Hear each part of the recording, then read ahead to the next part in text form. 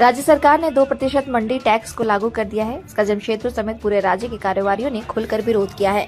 इसका समर्थन सभी थोक समेत खुदरा व्यापारियों ने भी किया है। इतना ही नहीं, फल व्यापारी और सब्जी व्यापारियों ने आंदोलन का समर्थन किया। मालूम हो कि विगत दिनों शहर के कारोबारियों ने जिला उपायुक्त कार्यालय के सामने धरना प्रदर्शन कर 2% मंडी टैक्स को हटाने की मांग की थी। उस वक्त कारोबारियों ने सरकार को चेतावनी दिया था कि जब तक 2% मंडी टैक्स को नहीं हटाया जाता है, तब तक मंडी से खाद्यान्न का आवक व जावक सब बंद रहेगा।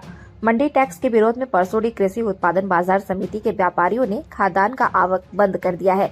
कारोबारियों को अपने सभी दुकानों को ताला लगा दिया है, जिसकी वजह से कृषि उत्पादन बाजार समिति में दिन भर सन्नाटा पसरा हुआ है। व्यापारियों का कहना है कि राज्य सरकार अपना काला विधेयक अविलंब वापस ले, अन्यथा व्यापारियों का आंदोलन अनिश्चित समय के लिए चलता रहेगा।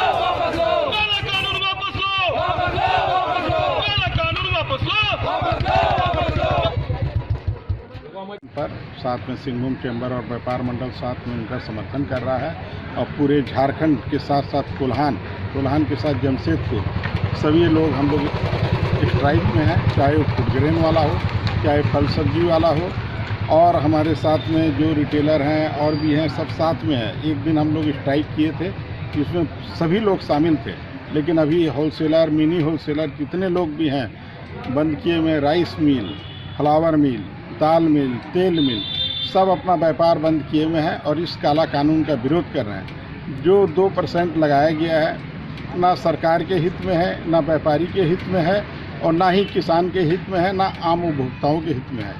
और हम लोग सभी मांग कर रहे हैं पूरे झारखंड से कि भाई इस काला कानून को वापस ले। जब तक काला कानून वापस नहीं लेंगे, तब तक ये हम लोग का स्ट्राइक जारी रहेगा। व्यापार मंडल 2% जो मंडी शुल्क पूरे झारखंड में लगाया गया है, वो न तो राज्य के राजस्व के हित में है, न राज्य के व्यापारियों के हित में है, न राज्य के किसानों के हित में है।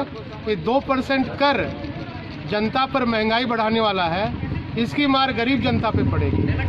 हम लोग व्यापारी जो खाद्यान्न का व्यापार करते हैं, इसका पुरजोर विरोध करते हैं और झारखंड स्तर पर